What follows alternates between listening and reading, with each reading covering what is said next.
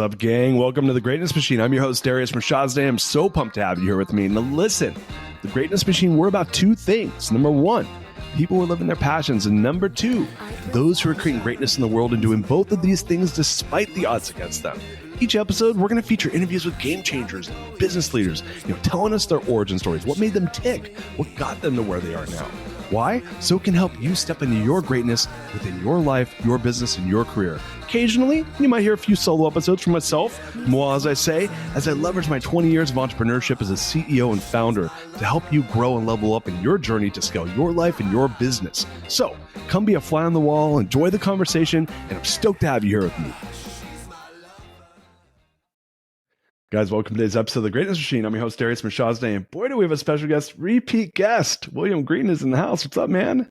Hi, Darius. It's such a pleasure to see your face again. I'm really happy to be back. Oh, man. So happy to have you back. We had such a good episode when we met. It was like, I think, over a year ago. And yeah, so pumped to have you here. How are you doing today? Things are great. I was telling you right before we started, I had a slightly crazy morning because I have this weekly conversation every Friday morning with three friends who are all very successful investors, but they're also really deep students of Tibetan Buddhism. And we get together like very regularly to chat about what we're doing in life and, what we're studying and what the challenges are that we're dealing with and the like. And then sometimes this amazing teacher that we have calls in from Kathmandu. And so she called in this morning, and so I was in this strange position of, going straight from this part, from this conversation with this woman who's kind of, an enlightened sage calling in from Nepal, to jumping off and like literally having to sort of hang up on that Zoom call to come chat with you. So my one of the things that's really beautiful when you have this opportunity to be in the presence of someone who's really just extraordinary, which she is, there's a kind of mirroring that goes on. And so one of the things I'm looking at as I see her over Zoom is she has this unbelievable openness to everything. And she's sort of like very regal. So she sits up and she's totally, her hands are sort of outstretched. And you just feel like anything in the world can happen. And she would be fine with it. It's like she's the sky and everything is okay to flow through it. And so in a way, it messes with your head because you're like, oh, I just want to be more like that. I want to. Yeah. And then she's so loving and compassionate. And so, she sees these total strangers and she's like, let me help take them out of their pain and out of their suffering. And so again, it makes you think, how can I become kinder and more loving? Because it's like they take a vow to lift all sentient beings out of their suffering. And when you see someone for who that isn't just like an empty vow, but it's like, no, she's seen these schmucks in America like me. And she's like, you're suffering and I'm going to help you. It's such a beautiful thing. It's very, very humbling. I love that, man. I know it's funny when you were saying that before the show. I'm like, and here we are. We're like resonating like normal humans, but she's just like she's at a whole new level. That's so cool though that you guys get to do that. What's funny is as you were saying that, I'm like, a couple of like finance people, investors, like when you and as you think of the money game, right? Which is it's like trading shells, right? Yeah. Yeah. It's this like made up game that humans create. And then you have the sentient, then you have this like high elevated, like enlightened person that I'm pretty sure she's like, that's a game that you guys are playing. Yeah. And one of the things that she'll say, she'll occasionally tell us, she said this morning, she said, the most precious thing is bodhicitta, which is kind of, I guess in Sanskrit, something like loving kindness or, compassion, like an awakened heart. And so that's the most precious thing of all, because that's going to bring you joy and joy to everyone you meet. And so, it's her, because she sort of knows what we do. And so I think it's her way of gently nudging us to say, look, dudes, you're I'm not sure dudes is a word in Tibetan. It's Sanskrit. Yeah, yeah, yeah. Big dudes. It's really beautiful that you guys are building financial wealth and reputation and careers, and that you can support your families, and that you can invest money for other people and the like, and help them get financial security. But don't lose sight of the fact that all of those things are impermanent.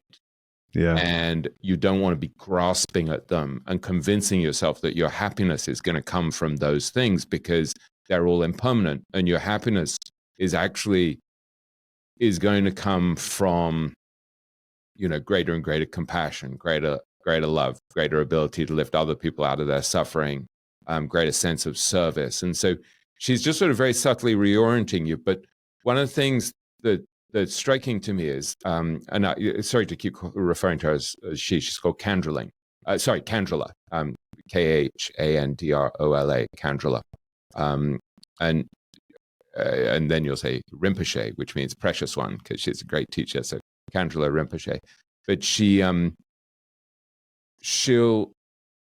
doesn't tell you to give up all of your worldly interests, right? She's like, no, you're living in this relative reality where it's really important for you to work hard and to have an impact on other people and to help people and support your family.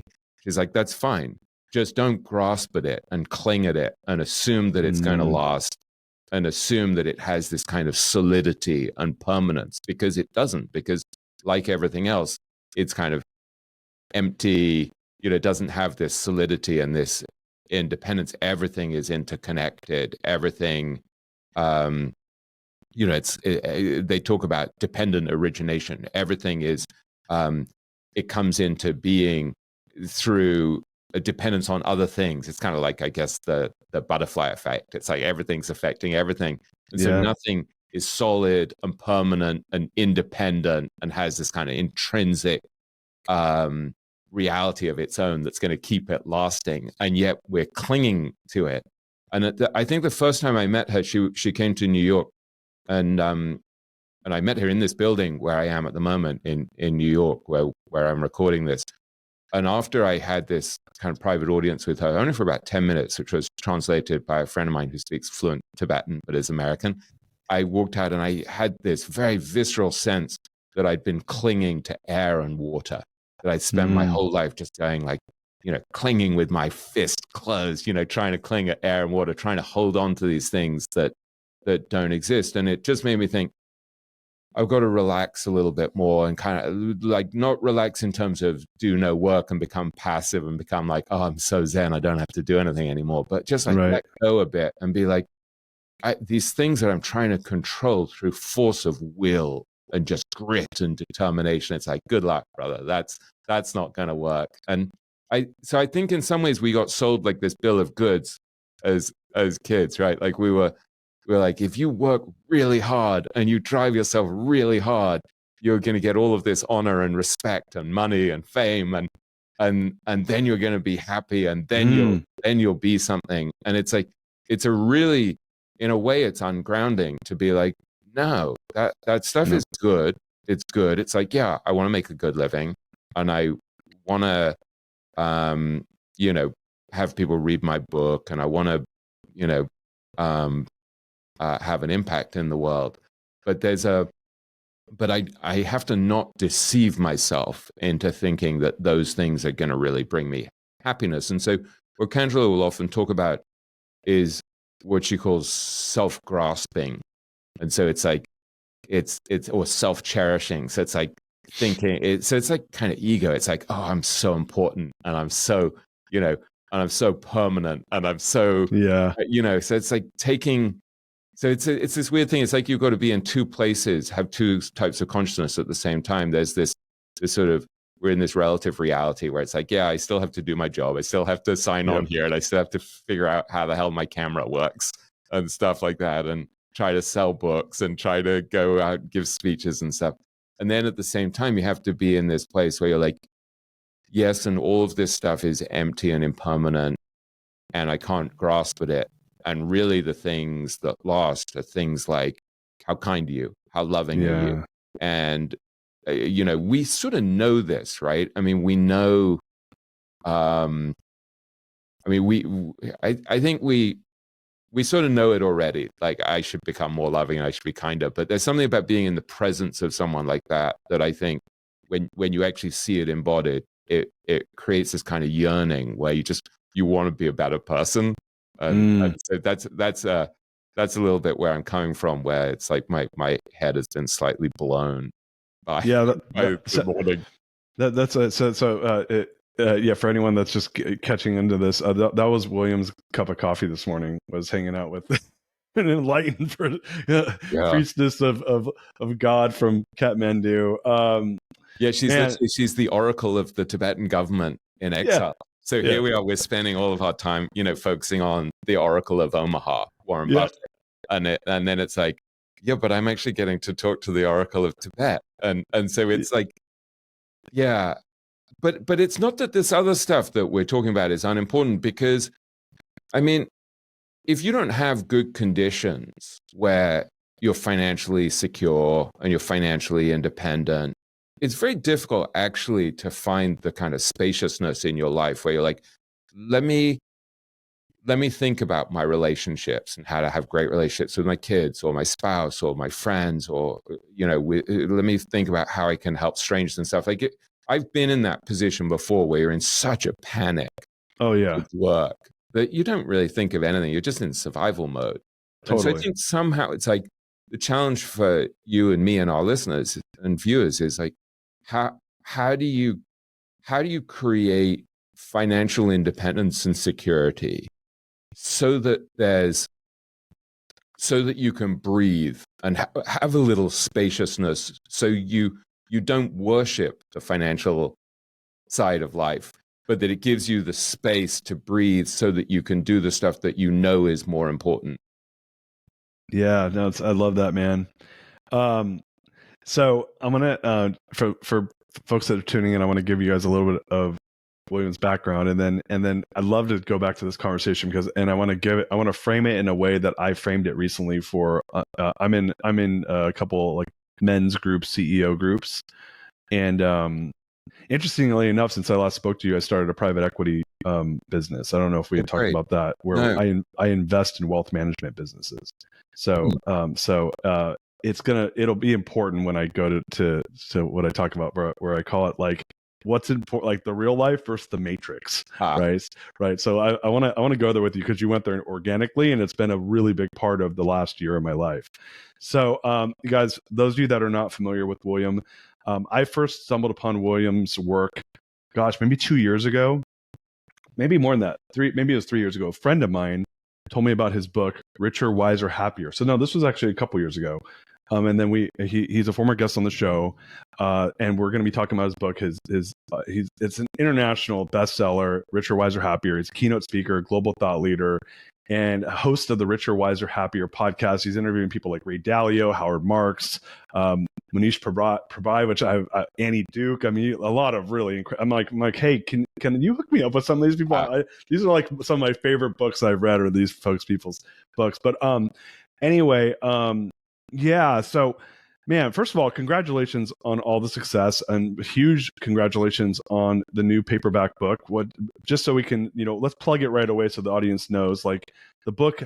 When did you write this book? It was like 3 years ago? Is that correct? Yeah. So it came out in early 2021, and it's crazy because I had spent 5 years on it, and so it was super intense. And then it came out, and it did really well in many ways, and it's being translated in something like 26 languages. And so it's created this maelstrom of complexity in my life where, I started to give speeches, and I started to travel a lot and be an advisor to certain investment firms and the like. And so in some ways it's been so I guess what's changed since I saw you last is that my life got incredibly complex. And what's funny is, one of the messages in the book, this is a sort of cosmic joke at my expense, is that I wrote a lot about reducing complexity and how the great investors are these masters of what I call the art of subtraction, right? Like, they really focus on what's most important and what they're best at, and they simplify their lives. And so they're fanatical in a very focused area about getting better and better. They're ultra competitive. And here I am, like proselytizing for this simpler, cleaner, more streamlined life. And my own life has gone kind of nuts. And so I'm kind of trying to ride this whirlwind. And so I think in some ways I'm an extreme version of what a lot of our listeners and viewers are going through, which is like, how do you find peace and quiet and calm within the maelstrom? So you're still doing a lot of stuff, right? Like, look at your life, Darius. Like, like you got new businesses, you got your new, you got your podcast, you got family, you got friends, so many demands on our time. And yet somehow, so we're not asking to do less really, but we're trying somehow to have kind of poise and calm and balance within the storm. And so I would say that's been a lot of what I've been working on personally since I last saw you, but with mixed success. Yeah, sounds like you're human. Yeah, mixed success is probably a euphemism for failure. Yeah, that's okay. I mean, I don't mean to pry, but could you give an example of some of the complexity you've added to your life that you, I guess, feel like wasn't successful?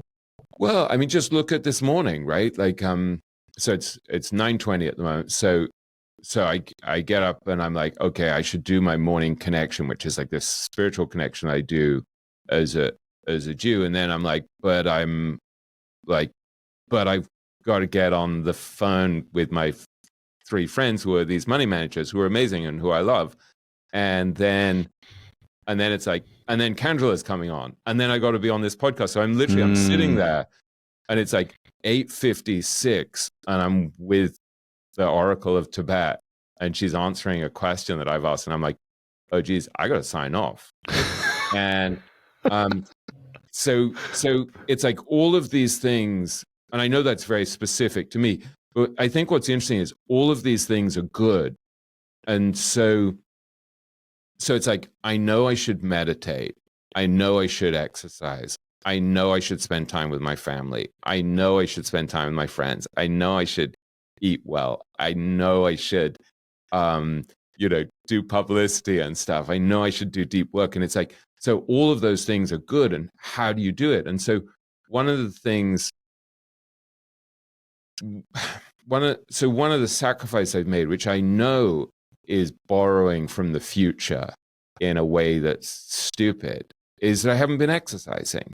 And, so I think one of the challenges that we all have is we sort of know what's good for us. And yet, like, where the rubber meets the road, like, how do you actually do this? How do you create balance? And so, I mean, one of the things I found with the great investors that I meet, which makes them a really good group of people for us to emulate and replicate, is that they're very focused on their habits, right? Like this guy Ken Schubenstein, who I'm friends with, who was a private equity investor and a venture capitalist, and then quit to become a neurologist, and so he really understands the brain. He would talk to me about, and I write about this in a chapter on high performance habits in the book. He would talk about how there are these 4 habits that we know are beneficial for brain function and brain health. And he said, okay, so it's good sleep, it's good nutrition, it's exercise, and it's meditation. And then he became, and so he would say, during times of real stress in particular, you really need to simplify your schedule, cancel as much as you can, get back to these 4 really important habits. But then in the early days of COVID, he was working as a doctor in, I guess, in a ward with all of these patients on ventilators who were dying. And he's like, I didn't have time to meditate. So he said, I would go into the bathroom in the ER, and I would literally just take a mindful moment for 10 seconds to breathe. Yeah. And then I would get back to it. And so I think that's a really interesting microcosm of what happens to us in reality. Is like, we have this fantasy of what a simple, streamlined, highly productive, rational life would be. but then there are these things constantly coming in and knocking us off kilter. And I think that's just life, right? I mean, it's just being human, but there's a real tension there because I think we have to decide what are the non-negotiables, like what are the things we have to do. So even this morning, I knew it was going to be cut short, and I'm like, I'm going to do this morning connection where I just say the Shema prayer, which is like a really powerful prayer that literally begins like in Hebrew, hear Israel, Lord our God, the Lord is one. And it's just like, it's a reminder in some way, everything is one. It's like, whether I'm chatting to you, whether I'm chatting to this amazing Tibetan Buddhist, whether I'm, whatever, it's all in some way, it's all just one. There's no real, like, I want to be a force for oneness and not separation, right? Like in a world where we're all, sort of tempted to be at each other's throats and disliking other people from other faiths or other spiritual paths or other countries or other tribes or other political parties. It's like, no, let me try to be a force for oneness and not for separation. And so it's like, that's like so I didn't do my proper kind of half-hour morning connection that I like to do in a leisurely way and then sit down in my armchair in my study and read a bit. And, but it's like, but I tapped in for 5 minutes and reminded myself of something. And then I came and I tapped in for a little while with this great Tibetan Buddhist teacher and with my friends. And it's like, sometimes that's the best we can do. And so I think it requires us to really think through and be self-aware about like, what's really valuable to you? Like what are the components of a really valuable life, a beautiful life, and what's sort of non-negotiable? And then try not to lose sight of them in the maelstrom. Yeah, I love that. It's funny, like as you're saying all that, I had a lot of thoughts, but this happened to me, I guess, like a couple years ago, and it's and I'd love to hear your perspective on this. I was on the hedonic treadmill super hard, right? And then I just kind of came to a conclusion that I'm not really happy, like doing like even if I get the Cracker Jack prize at the end of the box of popcorn, I'm like, and I'm always disappointed. It's never like, and even if I'm not disappointed, it's very impermanent, to your point. Like, let's just say there's a really big win. I've had a couple like pretty solid wins, and I remember them. I remember how I felt the moment it happened, and then I remember the next day life went back to normal. Right? It was like, and whatever I was feeling before that moment, I went back to feeling that way. Right? And so I started doing this practice. There's a friend of mine. He wrote a book called The Miracle Morning, and it's just a morning practice type of thing where he studied all the most successful people in the world and figured out that they all meditate and they all do visualization. He took all their practices and made it one practice essentially. And so, and I started messing around with that. And I got really clear on one thing, which was there's really only 3 things in life that matter for me. And I created this thing called like a 3x3. So what are the 3 things that matter for me? And because, like, by the way, like your book kind of, Richer, Wiser, Happier was kind of part and parcel to this. It was, I read 52 books, I think, that year. I don't remember. I read a lot of books over the last few years. This year has not been a book reading year at all, because I've been in startup land. But I read like, I don't know, 15 books on like wealth, right, in one year, and yours was one of them. And it was right around the same time that this whole thing happened for me, which was, okay, how do I want to create impact in the world?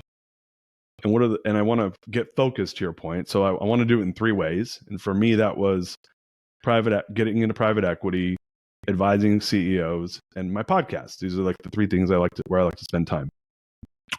Number 2 was, who do I want to build relationships with? Right.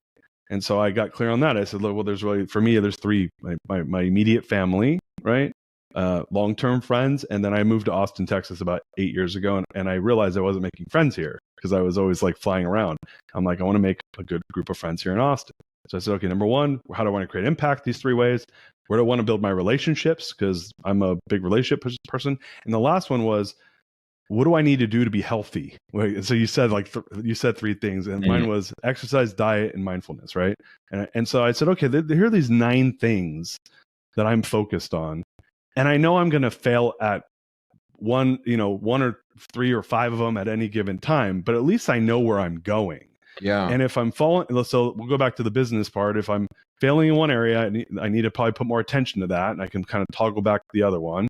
If I'm, and there's very rare where I'm crushing it on all 9 of them, because life is, short. I don't have that much enough hours in the day to.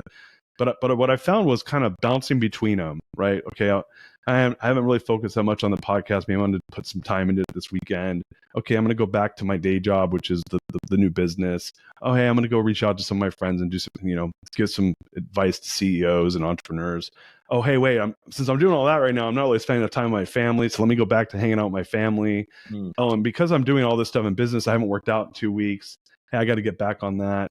And so for me, what ended up happening was I created that framework, got really clear on what the 9 items were, and then gave myself some grace to be like, hey, you're going to constantly be toggling between them, but at least you know where you're going. I'd love to hear your feedback on a system like that, because that's worked fairly well for me. Never perfect, but works okay. That's fantastic. I mean, I think you're totally right to be thinking of it in terms of these categories. I have this really unromantic image in my mind where I often refer to it as buckets. Like there's this bucket, there's this bucket, there's this bucket. And I don't know, there's something about like the ugliness and the lowliness of that word that I kind of, as a writer, something about it appeals to me. So I think of my life a little bit in terms of like, what are the buckets that matter? Yeah. But so I think that's very helpful for our listeners and readers actually really to think about that, about like, what are the categories, the buckets that for you are really most important. And one of the ways to frame this that I think is incredibly helpful comes from a guy I wrote about called Nick Sleep and his partner, Kate Sakari. And I wrote about them in a chapter of the book that's probably in some ways the most popular chapter of the book, which is called Nick and Zach's Excellent Adventure.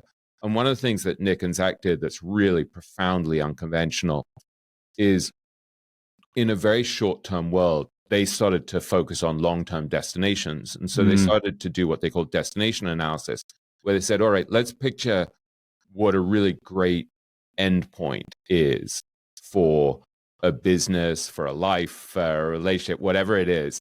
And then think about the inputs that are required to get there. So they would look at a company and would say, okay, so they ended up with a portfolio basically where they made a fortune in Costco, Amazon, and Berkshire Hathaway. And basically Nick's entire fortune is just in 3 stocks, in those stocks. And they would say, okay, so what are these companies doing to build value for their customers, to treat their employees well, to think about the long term? And so they were very countercultural companies that were ignoring Wall Street and the short-term demands of Wall Street and the desire to show that you had a good quarter. And these were really idiosyncratic CEOs who just didn't give a damn what Wall Street said. They were like, no, we're building long-term wealth. And Nick and Zach were doing the same things in their own life. So one thing Nick would say is, I want to imagine that in 20 years, I'm sitting on the porch with an investor in my hedge fund, having a glass of white wine with him and feeling that I treated him honorably and honestly and helped him in his life. And what are the inputs I need to get to that point? And likewise, then, he and Zach basically quit the business at 45 and decided they returned $3.5 billion to their shareholders and decided they were going to spend the second half of their lives giving the money back to society. And Nick said to me, I do destination analysis with that as well. I think in 20 years' time, how am I going to look back and think, man, I did a really good job giving the money away in a way that creates enduring benefit for society. So if we apply this lesson in our own lives and we say, okay, let me think about myself at the end of my life, looking back and thinking, what created a really beautiful life here? What are the things that I'll look back on and think, this was a really beautiful life, right? So you want to have had amazing relationships. You want to have kids or a spouse or a partner or friends who really love you, who look at you and think, what a good human being that was. You know, like I think of my late grandfather, who's called Henry, who my son is named after. Why did I name my son after my late grandfather? Because he was a really beautiful human being. And I remember as a little boy walking along the street with him in London, and he we would call it capping when I was at school. You know, he like doffed his hat. You know, he put his hand to his head, and so did that to some stranger on the street in Hampstead in London. And I remember saying to him, "Who is that, Grandpa? Do you know him?" And he said, "No, no." And he never met the person, but it was a total stranger on the street, and he just beamed at him. And everywhere he went, he just left this trail of goodwill. Oh man. And so, yeah, so here we are, all these years after he passed away. I mean, decades after he passed away, more than 3 decades. And I'm still thinking of the trail of kindness that he left. So that's one of the things where if you're doing destination analysis, how do I become the kind of person who people remember as loving, kind, and present, and decent, and how do I build an impact in my career so that I actually had an effect on other people? Yeah. How do I behave honorably and ethically in my career so they're not screwing everyone who I do deals with? Or so when you start to think about the inputs there, you start to say, okay, so I need to approach life not as a zero-sum game. I need to do what Charlie Munger talked to me about, Warren Buffett's partner, where he said, no, I approach life always as a win-win situation. He said, I don't want to brutalize my suppliers. I want everyone to trust me. And so you think about the ultimate destination and then work backwards. And you think about it in terms of then things like peace of mind become really important, because I know that when I'm really stressed, I don't behave that well, right? I mean, all of my worst behavior with my kids or my wife over the years, I mean, I've been lucky. I've got an incredibly tolerant wife, Lauren, who I've been with since I was 22, and I'm 56 now. So she's put up with a lot of crap from me. A lot of irritable, bad-tempered, unreasonable behavior. And my kids have put up with me being distracted and Sure. making wisecracks at their expense and insensitive stuff, and so you have to really think about how am I going to invest in my peace of mind so that I'm going to treat the people around me with kindness, and what are going to be the guiding principles that are going to help me become the person I'm going to be. So one of the things that I've been thinking a lot about, I read a lot of David Hawkins stuff over the years, like Power versus Force and the Eye of the Eye and Letting Go and things like that. And one of my conclusions from that was, let me take 1 or 2 virtues that I know are really important, that in kind of Hawkins terminology make you go strong, like they're kind of like really powerful attractors. Let me go big on a couple of things. So as this kind of guiding principle to get me through the complexity of life, I keep reminding myself of this quote where he said, simple kindness to oneself and all that lives is the most powerful transformational force of all. And so within the maelstrom, within the confusion, I keep coming back to, all right, let me just try to be kinder. And so again, like having a sense of the destination of what you want to be and then working backwards is very clarifying. And so I don't think at the end of my life, I'm going to think, man, I had a 6-pack. And I'm not going to think that because I've never had more than like a 1-pack. But I don't think that's what I'm optimizing for. But I think it's really important to exercise because you feel more vibrant, more energetic, happier about yourself, calmer. I mean, there are so many benefits. Likewise, with meditation, there are so many benefits. And so I feel like misaligned when I'm neglecting something. Yep. And as you said, you use that really important word, grace, like just to give yourself a little bit of self-compassion and say, well, yeah, it's really hard at the moment. And there are also different phases in life. And so, I mean, I'm at a phase where a lot of people would be trying to slow down, and actually I'm like heating up, because my book created so many opportunities. And I had a previous career where I edited the international editions of Time magazine, and I worked for a lot of magazines, and so that was really intense.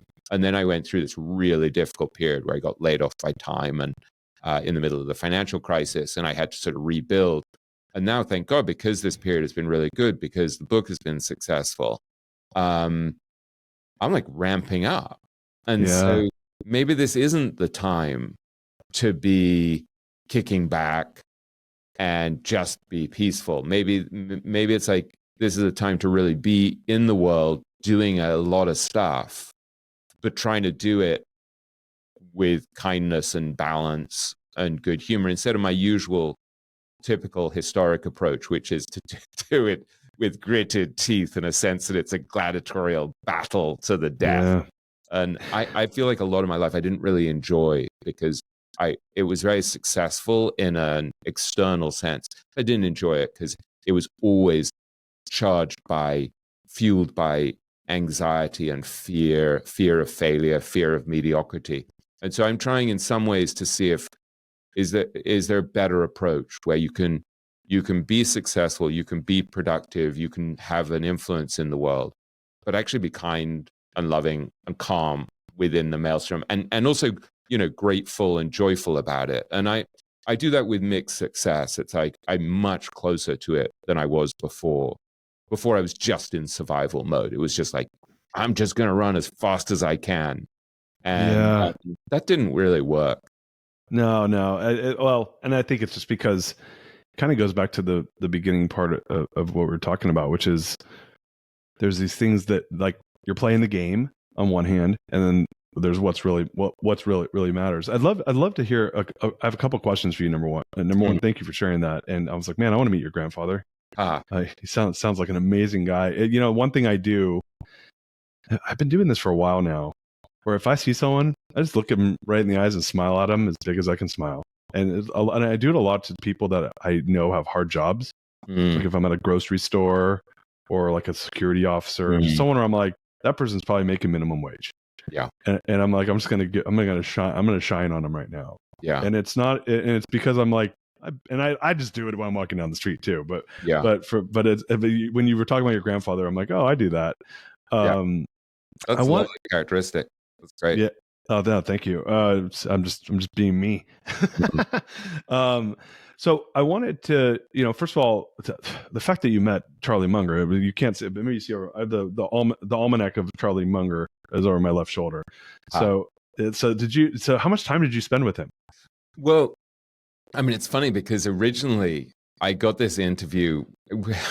It's a long story. I wrote to Charlie Munger and to his assistant, who is this woman, Dorothy, who worked for him for like 31 years. And I said, I'm coming to Los Angeles. I live in New York. I'm coming to Los Angeles for the Daily Journal meeting, this company that he was the chairman of. And in addition to being vice chairman of Berkshire Hathaway. And I said, and I gave him all my credentials, and here's what I'm working on. Here are all these famous people I've interviewed and stuff for this book. And could I interview him? And she wrote back and she said, Mr. Munger will meet you for 10 minutes. And so here I am in this crazy situation where and it wasn't necessarily wholly true that I was going to Los Angeles anyway. I'd sort of somewhat invented this. And, I was considering going. And so I'm in this crazy position where I fly 3,000 miles for a 10-minute interview. All day long. Yeah. And I spent weeks preparing. And, because Munger had this reputation as kind of curmudgeonly and seeing through all sorts of folly and stupidity. And so I'm like, well, I don't want this guy to see what a schmuck I am. I prepared crazily. And so I show up an hour early. So it's the day of this Daily Journal meeting, of the annual meeting. And so hundreds of people are gathering from around the world to come listen to this sage talk. He was 93 at the time, died at 99 a year ago. And so I wait outside the room with like 3 tape recorders, because I need a margin of safety in case one of them doesn't work. And I'm sort of milling around. I'm watching all these famous investors who've come just to listen to the sage talk who are just sort of gathering. And it's standing room only in the main room. And he's in a conference room having a board meeting. And so I'm just waiting out for an hour outside there, hoping that I'm going to get in early. And I didn't. And in the end, he ushers me in, and everyone's sort of crowding out, so it's full of people and it's noisy. And he's like, come in. And, he's got this kind of husky, croaky voice, and he's sitting there in this very baggy suit, right? Because his body had kind of withered a bit. And so he's got this baggy suit that's too big for him, and he's like a little hunched over, and he's got this big bulbous cane, walking stick with like a big bulbous head on it that you could beat the crap out of anyone with if you chose. And he's got these incredibly thick kind of Coca-Cola bottle glasses, right? And he had one false eye. And because he had a botched cataract operation, I think it was, and had lost an eye a long time ago. And he had terrible vision in the other eye. And so there's all this noise in the room. And one of the first things I realized is he doesn't notice any of the noise. Like, he's so focused. His assistant, Dorothy, said he was the most focused person she ever met. Like the noise was just sort of irrelevant. And he asked me to sit down. And so I'm sitting there like knee to knee with him practically. And so the very first thing I said to him, because I'd done so much work preparing, it wasn't like, something where you can pussyfoot around and kind of build a rapport and stuff like that.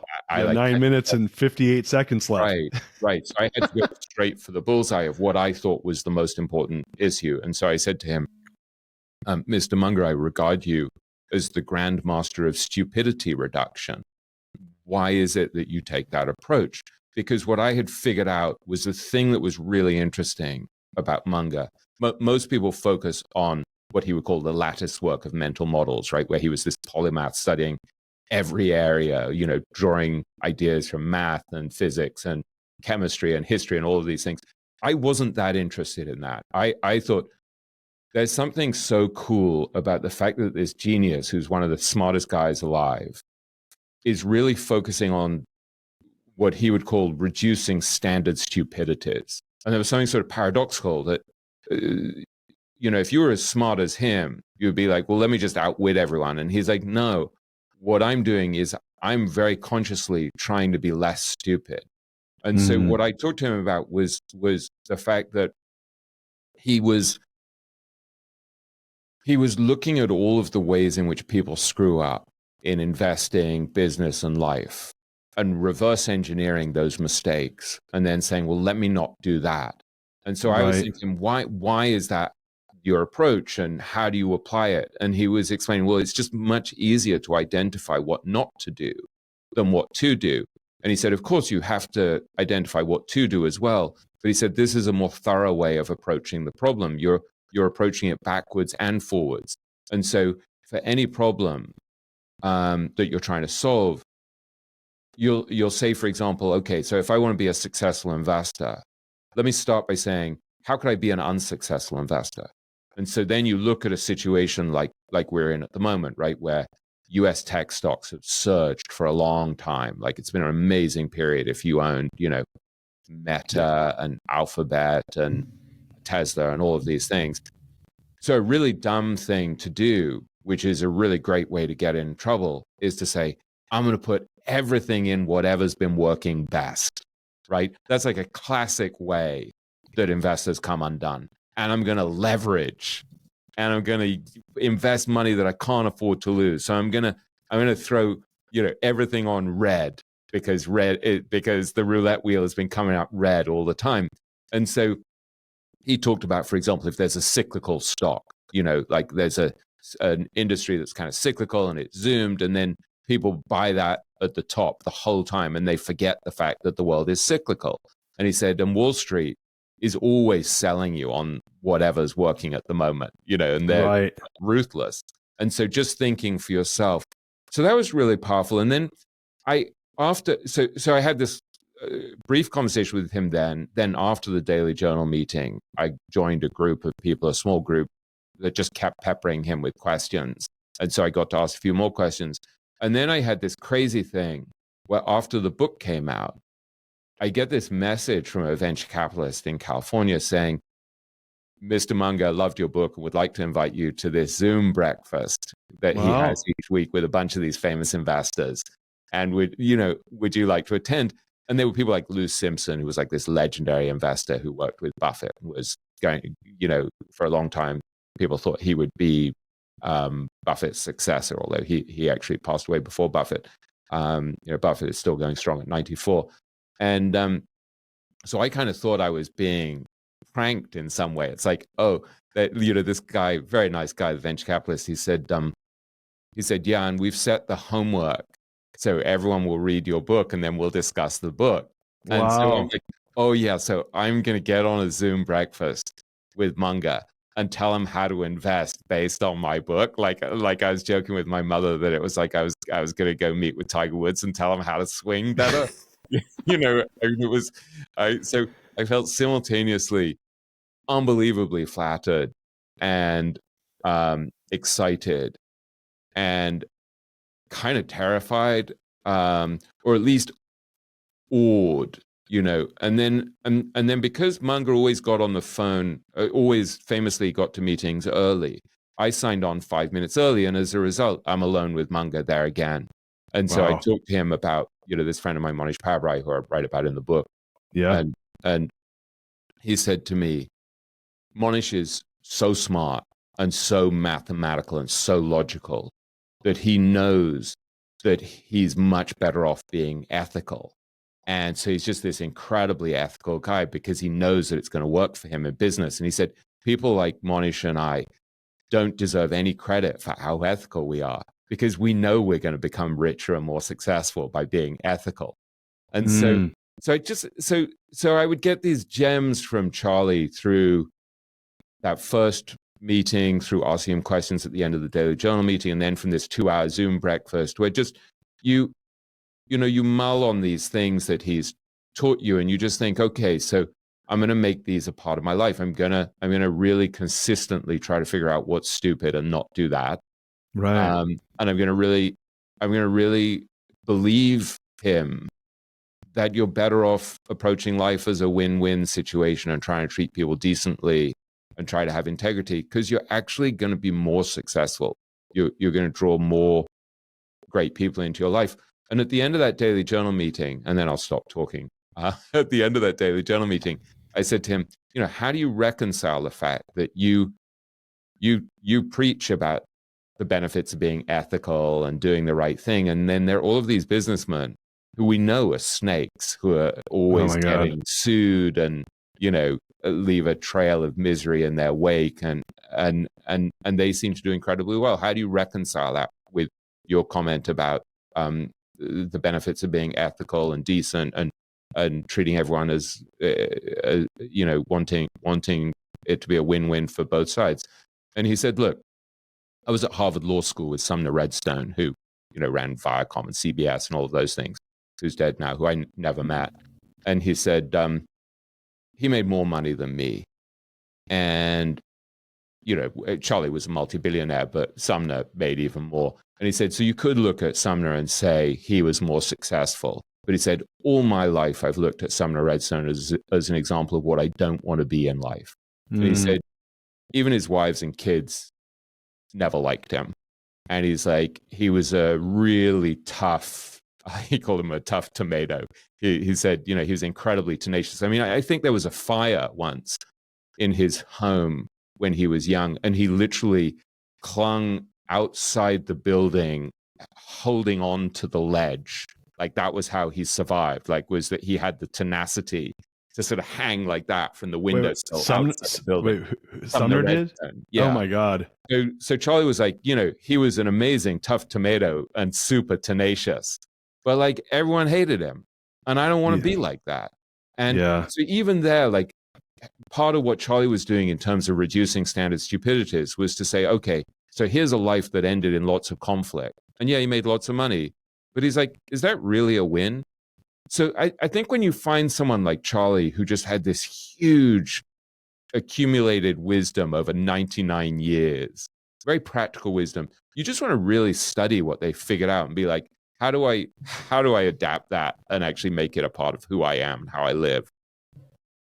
Yeah, that's man. That's so cool. And it's such an amazing story. I'm like, the first part of me was like, I'm so jealous that you got to meet Hmm. Charlie Munger, because he's like one of my heroes. And then the second part of me was like, I'm like, no, I'm not. I'm actually grateful that I get to hear this story from you. Ah. That's I mean, so that's cool, one of the man. things that I have to do as a writer. I think that I'm trying to do in this book is, on my podcast, the Rich Wise Happy podcast, which is sort of in some ways a second volume of the book, is just I'm I'm trying to give people access to these amazing people so that I can kind of reverse engineer them and say, look, if if you really want to learn from Charlie, this is what you've got to learn. And likewise from someone like Howard Marks, or, who manages or oversees something like $200 billion at Oaktree. I mean, one of the things that struck me with Howard Marks many years ago when I first interviewed him is Howard, when he was at Wharton studying finance, they kicked him out of the art school. He wanted to do an art class, and they were like, no, there are too many people subscribed. And so they put him in a Japanese studies class, or he chose Japanese studies class once he was thrown out of the art class. And so he starts studying Zen Buddhism, and he discovers the idea, this idea of impermanence that we were discussing before.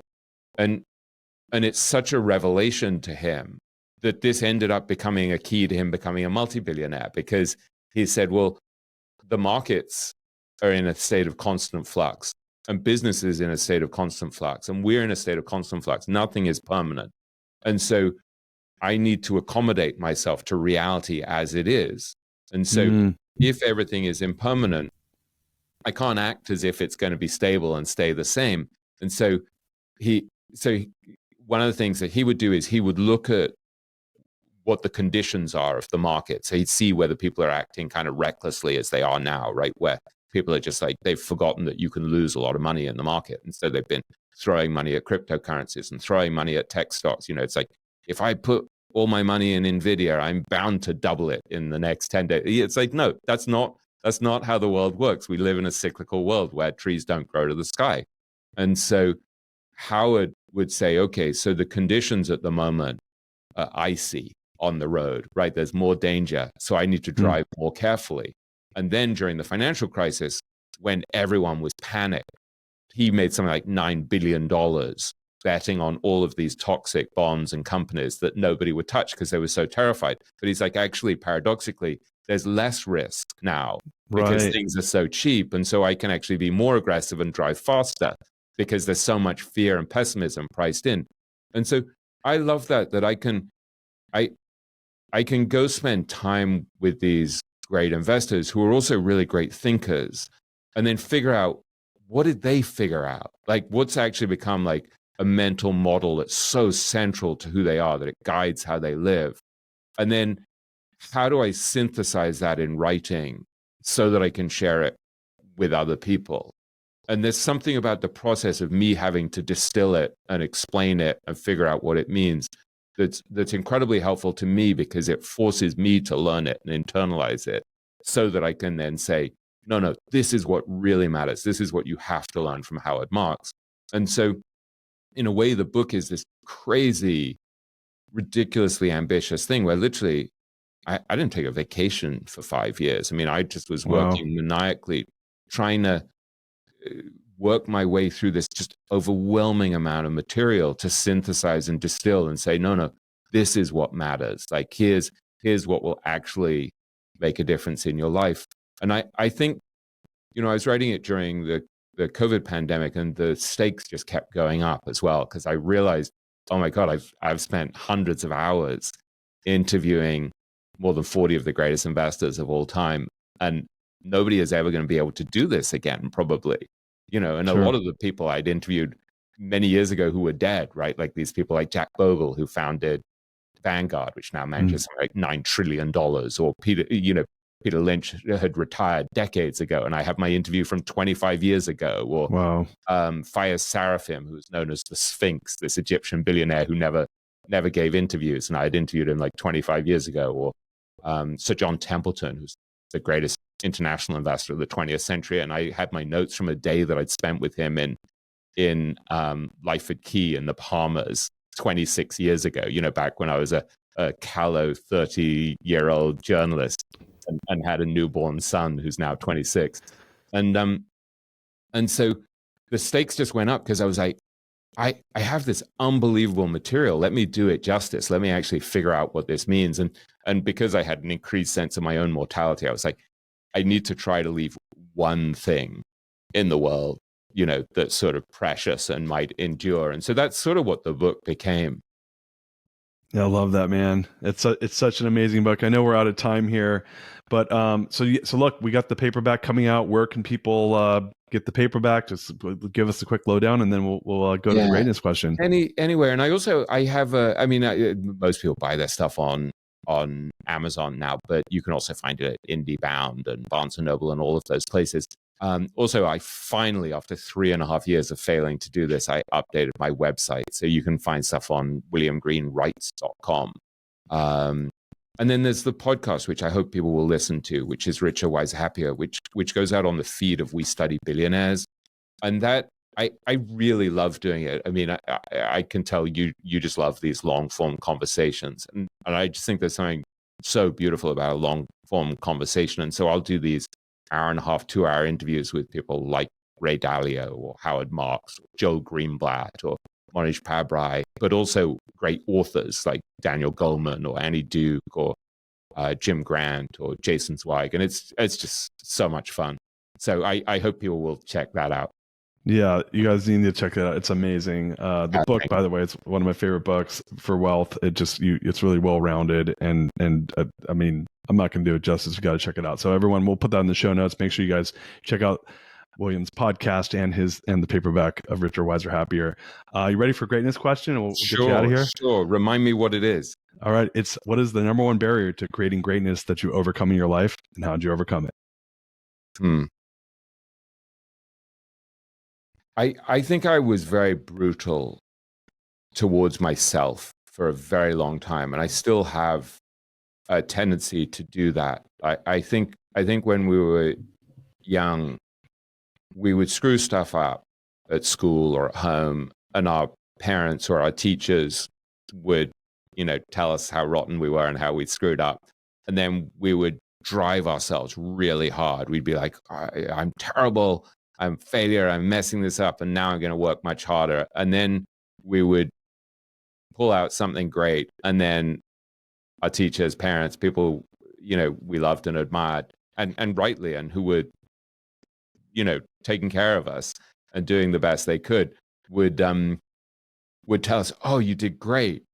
That's fantastic. Look how well you do when you try so hard. And so we sort of internalized very early on, I have to be brutal to myself, and when I'm really hard on myself, it works. And so I think part of what happened for a lot of us is that we constructed what seemed like a successful life by being brutal to ourselves, by driving ourselves ever harder.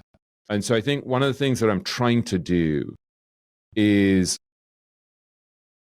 to be successful, quote unquote, out in the world, but while trying to be kinder, not only to other people, but to myself, and to be a little bit more compassionate and self-forgiving. And I think that's a real challenge, but I think it's very important, right? Like I see a lot of these very successful investors, I spent an enormous amount of time with multi-billionaires, and a lot of them lead very stunted lives, right? Like they're ferociously competitive, ferociously driven, constantly improving at what they do. But they sacrifice so much in terms of their relationships, their peace of mind. And so I think the great challenge is like, how do you build success without losing your humanity, without losing your peace of mind, without losing the richness of your relationships, without losing your ability to share with others and help others, without, that. So I think the journey that I'm on, that really will be a measure of success. I'm hesitant to use the word greatness. It's a journey of trying to redefine what success is and what wealth is, what true richness is, so that it's it goes way beyond the external stuff of building a bigger brand, getting more money, having a bigger reputation. It's like, no, how can I have influence in the world, benevolent influence in the world, but also kind of like myself, and also be loving to people. And there's a beautiful Buddhist phrase I remember reading many years ago in a book by Joseph Goldstein, where he talked about the joy of non-remorse. And I love that. Like sometimes just not having behaved like a schmuck is a source of joy. Like how can I succeed without having such sharp elbows? Not only towards everyone else, but towards myself. So in a way, it's a kinder, more compassionate, more holistic, more balanced view of happiness and success. And it brings us back to that quote that I mentioned before by David Hawkins, where he said, "Simple kindness to oneself and all that lives is the most powerful transformative force of all." It's like I tended always to forget about the oneself part. And so it's like, and I don't know, I'm trying to be careful not to transmit this to my son, Henry, and my daughter, Madeline. And it's a really difficult thing to do, because I think as a parent, we really want to keep our kids safe, and you want them, there's a survival instinct, right? And that it's a very powerful tool to hate yourself and push yourself and beat yourself up. Like, it works, except what does it work for? It makes you successful externally, but more paranoid, more fearful, more anxious. Yeah. But I think but it's very hard to break that cycle. And if you want your kids to be happy, I think somehow we have to embody and model a better way of becoming everything that we can be, because otherwise the cycle is just going to continue, and we're going to torture our kids so that they then adopt the model that we adopted. Yeah. Such wise words, my friend. Man, I wish we had more time. I feel like we're just getting started. William, I'm so excited for the paperback. More important than that, I just love talking to you and learning from you. And you're an awesome guy, man. Appreciate you coming on the show today. Thanks. I love what you're doing. You're a very soulful, big-hearted guy, and so I feel like I have this friend who I share the office with here, who a guy called Matt Ludmer, who uses this phrase "friends along the path," and I love that. We're like friends along the path. We're trying to figure out the same puzzle of how to be successful, how to live, how to be kind, how to be decent, and so I love the fact that you're doing this and exploring these topics. So more strength to you. Thank you so much. For listeners, you guys go support the new, you support the hardback or paperback. Check out the podcast. Amazing work by William. And until next time, everybody, peace out. We love you. Right. Take care. You are listening to The Greatness Machine, and that's a wrap for today. Listen, if you love what you heard, subscribe to the show on whatever podcast platform that you're tuning in on, so that you don't miss any of our future episodes. We have tons of great people coming on, and we're stoked to have you here to enjoy it with us. Leave us a review. Tell us what you love most about this particular episode. We love getting the reviews. We love to see what you guys love most. And if this particular episode, made you think of someone who's leveling up in their business and in their life, print screen, share it with them. Leaders are the best givers, and after all, we're all here to support and grow with each other. And in case you want to see some of the fun behind the scenes shots or some of the things that we're doing, I'm actually writing about this in my weekly newsletter. Go to www.therealdarius.com and subscribe to my newsletter. We're talking about fun things like business and life and mindfulness and cryptocurrencies and gosh, I don't even know, everything and anything, but it's tons of fun stuff I write about. I try to get it out on a weekly basis. You can subscribe at www.therealdarius.com. And with that said, look, thank you guys so much. I appreciate you. I love you. Peace. We're out of here. See you guys on the next one. She's my lover.